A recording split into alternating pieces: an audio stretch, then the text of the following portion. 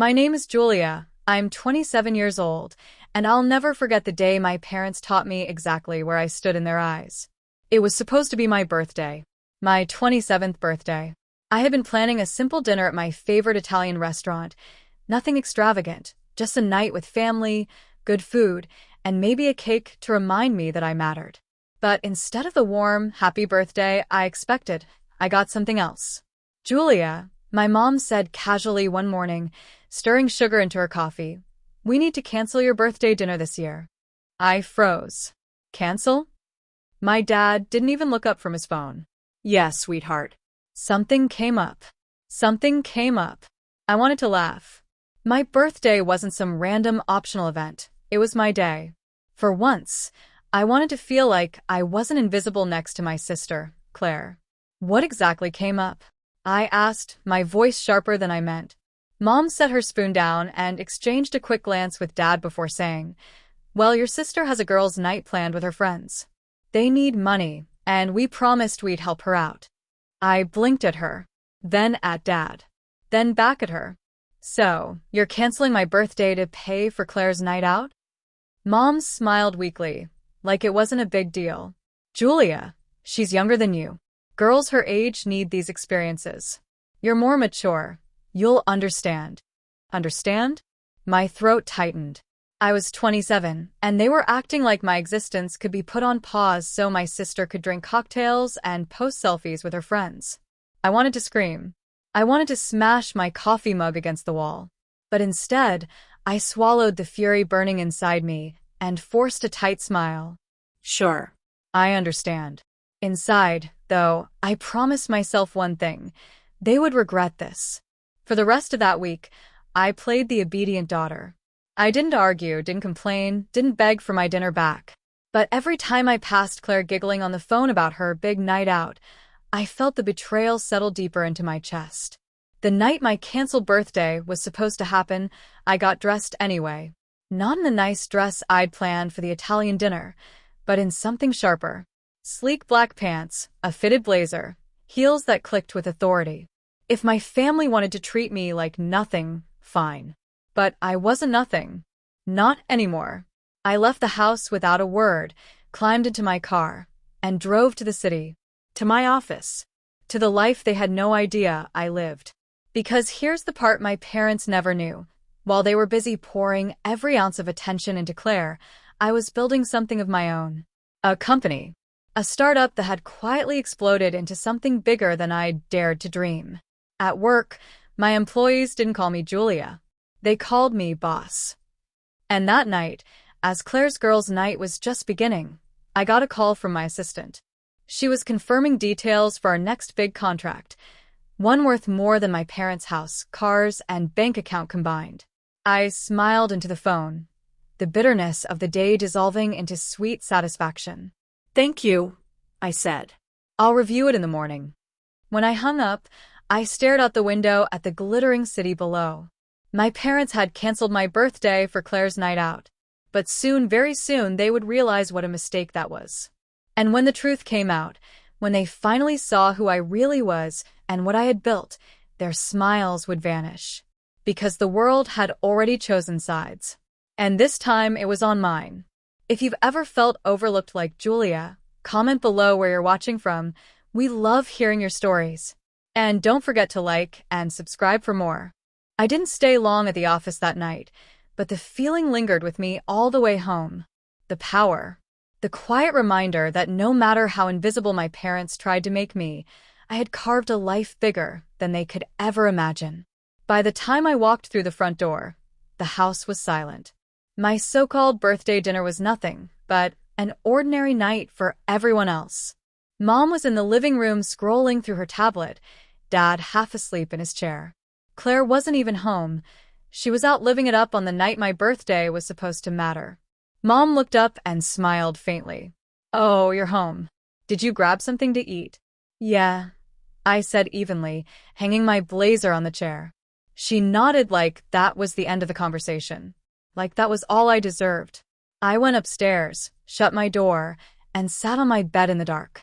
I'd told myself earlier that I wouldn't let it get to me, but the tears came anyway, hot and angry.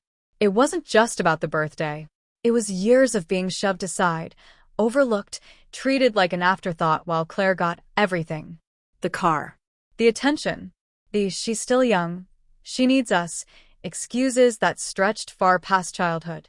That night, while Claire danced in some club, I made a promise to myself. The next time they all looked at me, they wouldn't see the forgotten daughter. They'd see the one who didn't need them. The one who had already outgrown their approval. 2 days later, the fallout began. Claire waltzed into the house Sunday morning, hungover, still in her sequin dress from the night before. Mom rushed to her like she was returning from war. "Did you have fun, honey? Was it everything you wanted?" Claire groaned dramatically and flopped on the couch. "It was amazing. Best night of my life. But I'm broke now." "Don't worry, sweetheart," Dad said without missing a beat. "We'll make sure you're taken care of." My jaw clenched so tight it hurt. I stood in the doorway watching them pamper her, and something inside me snapped. "You know," I said slowly, "I turned 27 this week. Did either of you remember that?" The room went quiet. Claire glanced at me with a smirk, then sipped water from a bottle like it was none of her business. Mom cleared her throat. "Julia, we already explained. It just wasn't the right time for a party." "The right time?" I cut in, my voice rising. "It was my birthday. The one day that was supposed to be mine. And you canceled it for this?" I gestured at Claire sprawled across the couch. Dad frowned, annoyed. "Don't be dramatic. You're older now, you should understand." I laughed bitterly. "Understand? Oh, I do. Perfectly." I walked upstairs before they could say another word. If I stayed, I might have said something I couldn't take back. But in that moment, I made a decision. They wanted to treat me like I was nothing? Fine. I would show them everything. Not with yelling. Not with begging. With proof. The very next week, I invited them all to a dinner. Not at some restaurant they could brush off, but at one of the most exclusive venues in the city. A place they had no idea I had the power to reserve. I sent the invitations myself, with a single line at the bottom. "Don't be late. You won't want to miss this." When the night came, Mom wore her best dress, Dad polished his shoes, Claire snapped selfies in the mirror like she was the star of the show. None of them asked how I could afford the place. None of them even suspected. We sat at a long table under crystal chandeliers, menus thick with dishes that cost more than my parents' weekly groceries. They whispered about the luxury, clearly impressed, clearly thinking someone else was footing the bill. And then, right when the waiter came to take our orders, my assistant walked in. "Miss Julia," she said warmly, placing a folder in my hands. "Here are the contracts you asked me to review. Everything is ready for your signature, boss." The table froze. Mom's smile faltered. Dad's fork clattered onto his plate. Claire's eyes widened in disbelief. "Boss." That one word echoed through the air like thunder. I met their stunned faces with a calm smile. "Oh, did I forget to mention? I run this place. And much more." The silence that followed was the sweetest birthday gift I'd ever received. The silence at that dinner table could have swallowed the entire room. My parents stared at me like I'd just revealed I was living a double life. Claire, of course, was the first to break it.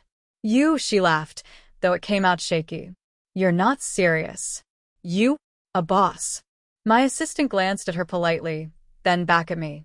"The investors are waiting on your signature, Julia. Should I confirm the meeting for tomorrow?" "Yes," I said smoothly, flipping open the folder for effect. "Tell them we're moving forward." Claire's smirk vanished. My mom leaned in, her voice a whisper, almost trembling. "Julia, what exactly are you saying right now?" I set the folder down and looked each of them in the eye. "I'm saying that while you were too busy funding Claire's parties and trips, I built something. A company. A future. And now people call me boss." Dad frowned, trying to mask the disbelief. "A company? What kind of company?" "The kind that pays for dinners like this without blinking," I said coolly. For a moment, no one moved. The chandeliers above us glittered. The hum of other conversations filled the room, but at our table, dead silence. Then Claire exploded. "This is insane. You're making this up just to embarrass me. Mom, Dad, don't listen to her. She's lying. My assistant raised a brow. Lying? Do you want me to pull up the company registration papers? They're public record. Claire shut her mouth so fast it was almost funny. Mom forced a shaky laugh, like she was trying to play along. Well, isn't this surprising? We're proud of you, Julia. We really are. But I could see it in her eyes. The pride wasn't real. It was fear. That night ended with awkward hugs and quick goodbyes. My parents couldn't get out of there fast enough. Claire didn't even bother pretending. She stormed out without looking at me. But I knew that wasn't the end. People like them don't just swallow their pride and move on. No, they'd stew. They'd plot. They'd come back swinging. And I was right. 2 weeks later, Claire showed up at my office. Not the house. Not a cafe. My office.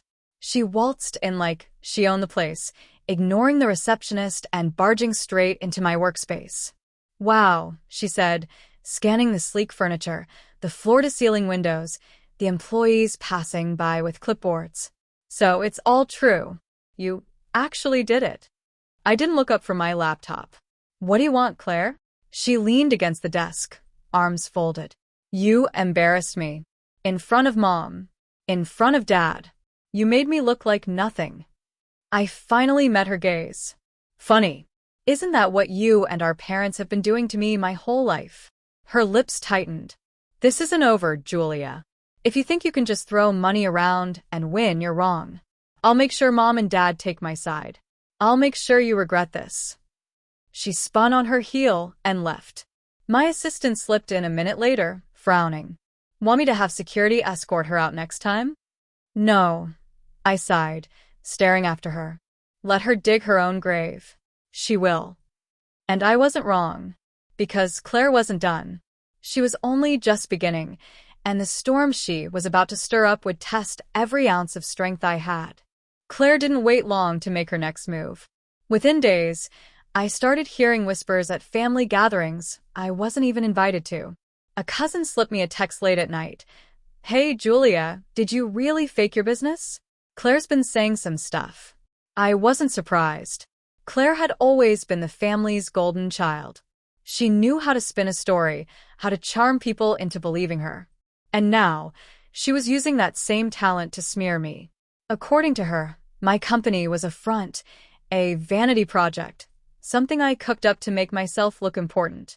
She claimed I was drowning in debt, that everything was about to collapse. It would have been laughable if my parents hadn't believed her, because soon they showed up at my doorstep. Together. My mom's lips were pressed tight, and Dad looked like he was gearing up for war. We need to talk, Mom said flatly. I stepped aside. Come in. They sat stiffly on the couch, refusing tea, refusing small talk. Finally, Dad cleared his throat. Julia, we're concerned. About you. About all this. All this. I repeated, folding my arms. This company, he said. Claire told us things. Things that make sense. You've never been good with money. You've always been impulsive. And now you expect us to believe you're suddenly some high-powered CEO? Mom nodded. We just don't want you hurting yourself. Or embarrassing the family. I laughed, a sharp, humorless sound. Hurting myself? Embarrassing the family? Do you hear yourselves? You sold my birthday out for Claire's girls' night out. You've never once believed in me. And now, when I finally succeed, your first instinct is to call me a fraud. Mom's face hardened. Don't twist this. We're just worried. No, I said firmly. You're scared. Scared because for the first time, Claire isn't the shining star. For the first time, I'm the one being recognized. And you don't know how to handle it. Dad's voice rose. Watch your tone, Julia. We're your parents. And I'm your daughter. I shot back. But that's never been enough, has it?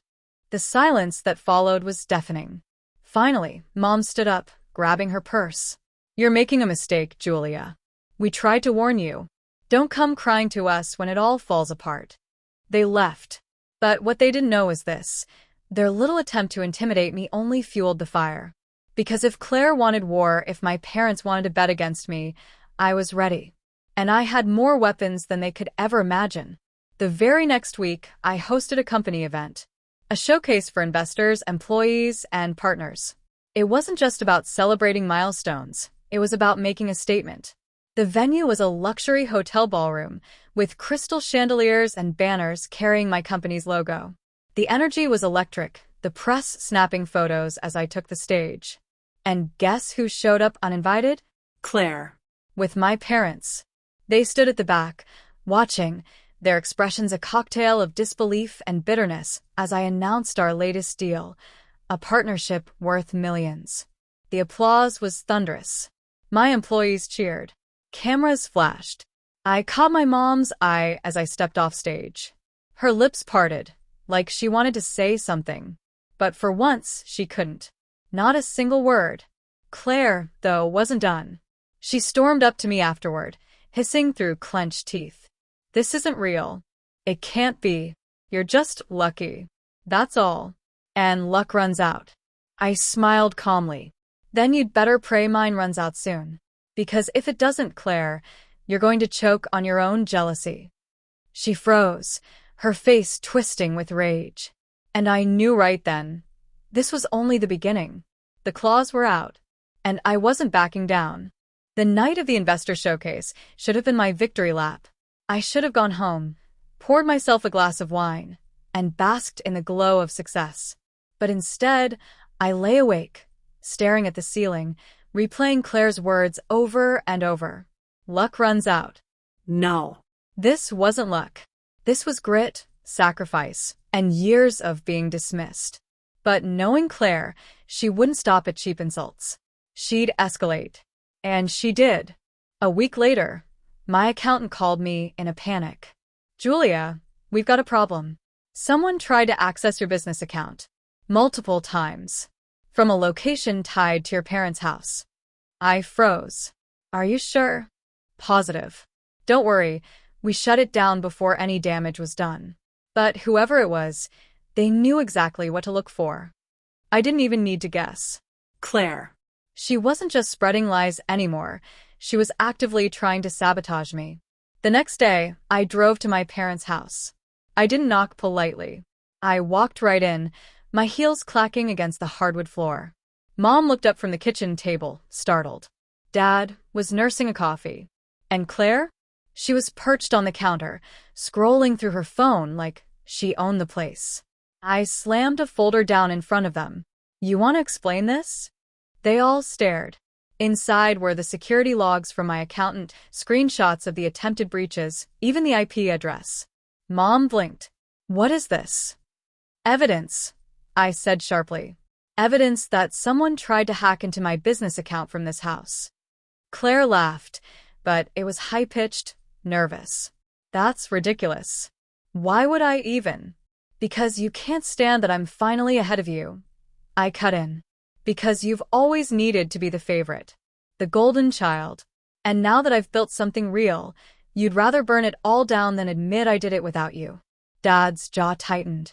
Julia, don't accuse your sister of something like this without proof.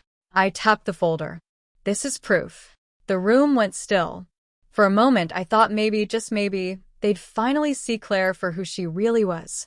But then Mom shook her head. You're twisting things again.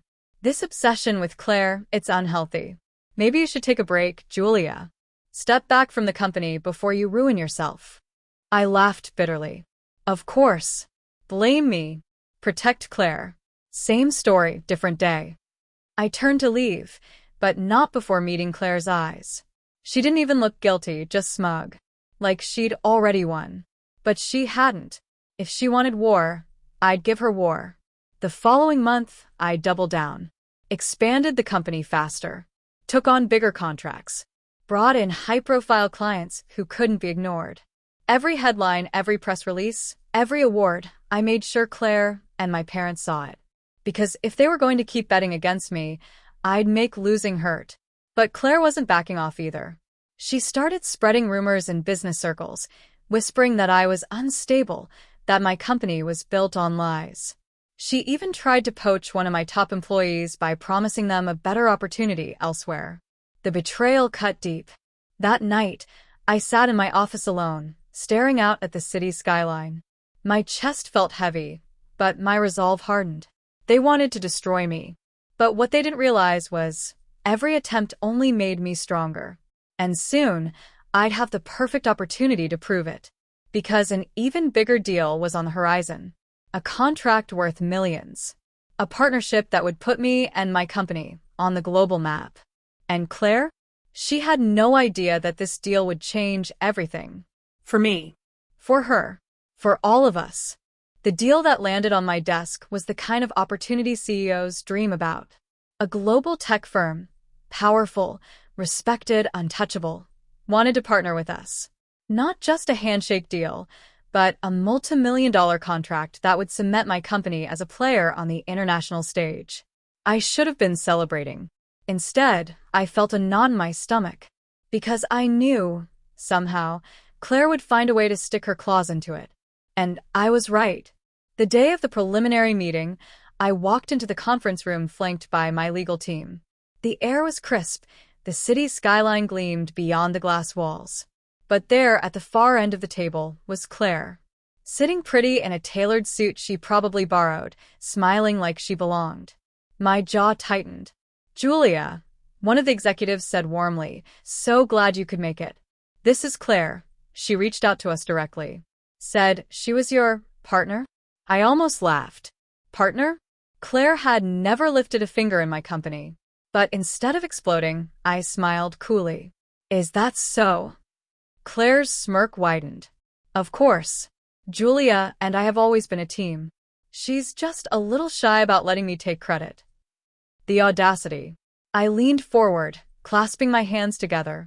"Gentlemen, I'll be clear. Claire is not, and has never been, affiliated with my company. In fact, she's been actively working against me. And if you'd like, I can have my attorney show you evidence of attempted sabotage." The room went quiet. One of the executives raised his brows. Claire's face drained of color. "Julia," she hissed under her breath. "What are you doing?" "Correcting the record," I said evenly. The meeting continued, but Claire's presence poisoned the air. She sat stiff, trying to look composed, but I could see the cracks forming. Her plan hadn't worked. Not this time. But she wasn't done. Because that evening I got a call. From my mother. "Julia," she began, her voice sugary sweet. "Claire told us about the deal. We're so proud of you." "Really? But a contract this big, it's risky. Maybe it'd be safer if you let Claire take over. She's steadier. More reliable." I nearly dropped the phone. "Are you serious?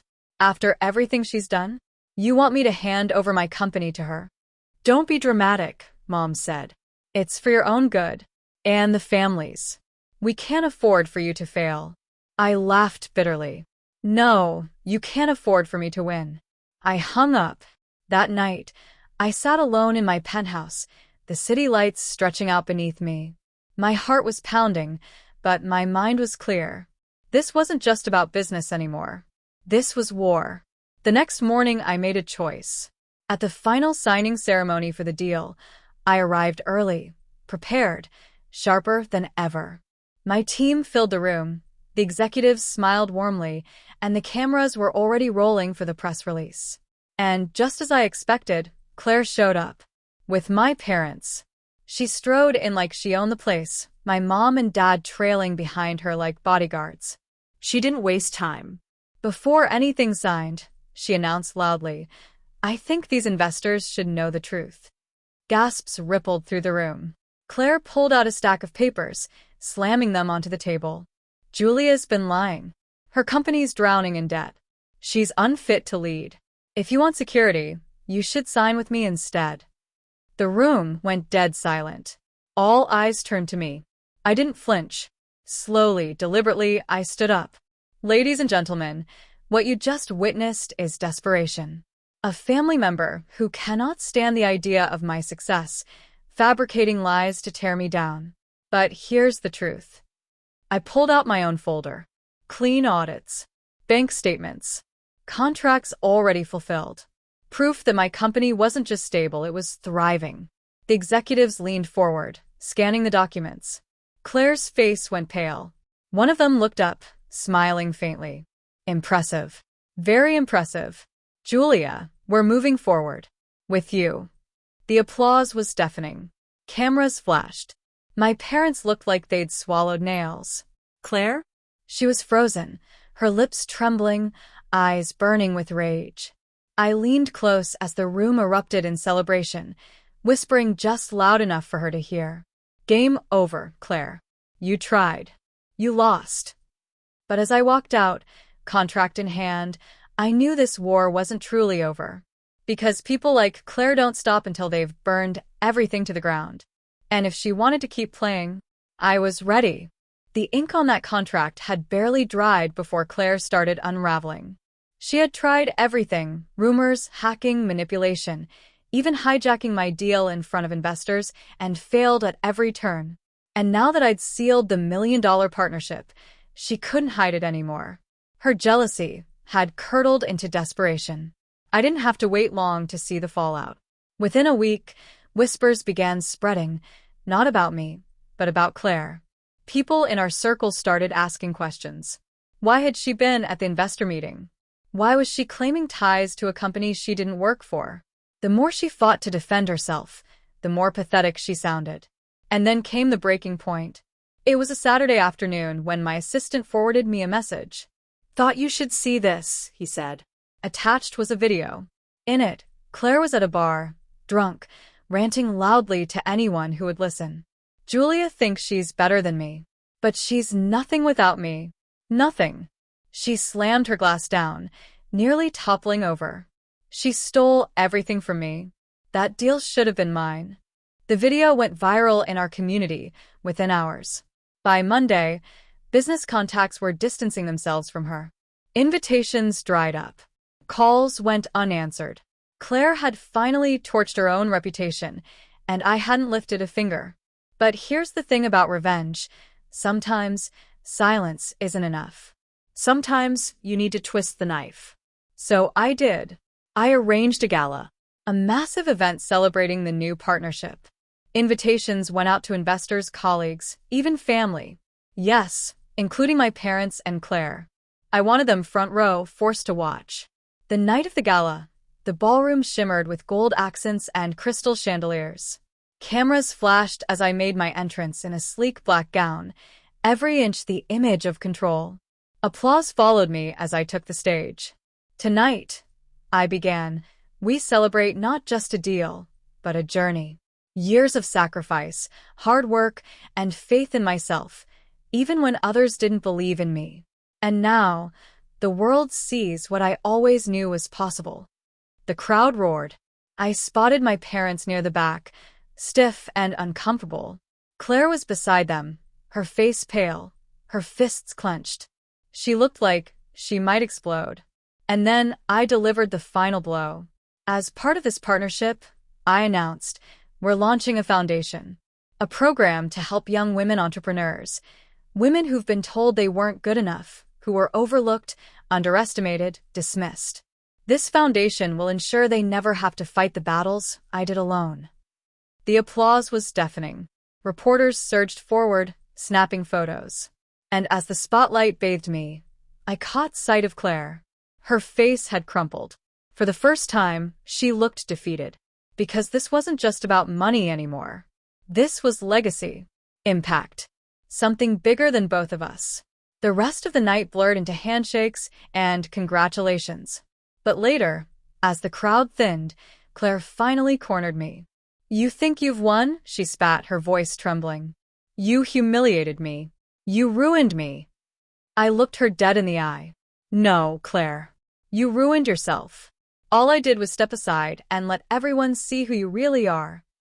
She flinched, tears brimming in her eyes. For a second, I almost felt pity. Almost. But then I remembered every lie, every attempt to sabotage me, every time she tried to steal what I'd built. And the pity vanished. "Enjoy the sidelines, Claire," I said coldly. "Because that's where you'll stay." I walked away, the echo of applause still ringing in my ears. But deep down, I knew this wasn't just revenge. It was freedom. For the first time in my life, I wasn't fighting to be seen, to be heard, to be valued. I already was. And nothing, not Claire, not my parents, not anyone, could take that from me again. After the gala, I thought Claire would retreat quietly. Maybe she'd lick her wounds, maybe she'd vanish for a while. But people like Claire don't go down gracefully. They thrash, they claw, they try to drag everyone else into the pit with them. And sure enough, a week later, I got the call. It was Dad. His voice was strained, almost panicked. Julia, it's your sister. She's in trouble. I almost laughed. She's always in trouble. This is serious, he said. She got involved in some shady investors. They're threatening legal action. She could lose everything. I paused. Part of me wanted to hang up. After everything she'd done, after every wound she'd tried to inflict on me, why should I care? But then Dad said something that stopped me cold. They're saying Claire forged your name on documents. They're claiming you were involved. My blood ran cold. This wasn't just her problem anymore. She was trying to drag me down with her. I moved fast, called my lawyer, gathered every shred of documentation proving my innocence. Within hours, we had statements ready, evidence compiled, airtight defenses built. Claire thought she could tether me to her sinking ship, but I wasn't going down. The hearing was brutal. Claire sat across from me at the long table, her hands trembling as the evidence stacked against her. My parents sat behind her, their faces pale, watching their golden child crack under the weight of her own lies. And then, the judge asked me directly, "Miss Julia, do you wish to press charges against your sister for fraud?" The room held its breath. Claire's eyes went wide, tears brimming. "Julia, please," she whispered. "We're family." Family. The word tasted bitter. I stood slowly. "Your Honor, I don't need revenge. Claire has already destroyed herself. I only ask that my name be cleared, my record untarnished. The rest? She can live with the consequences of her own actions." The gavel came down. My name cleared. Claire's reputation, already in shreds, was officially obliterated. When it was over, I walked out into the sunlight, breathing deeply. For the first time, I felt free. But before I could get into my car, Mom ran after me. "Julia." I turned. She looked desperate, broken. "Please help Claire. She's your sister. She's lost everything." I met her gaze, calm and steady. "You raised me to believe I was nothing. You raised Claire to believe she was everything. Now you're asking me to fix the mess you created." No, Mom. "This time, you live with the consequences." Her face crumpled. For once, she had no reply. I got into the car and shut the door. As the city blurred past the window, I felt something shift deep inside. This wasn't just about revenge anymore. It was about reclaiming my life.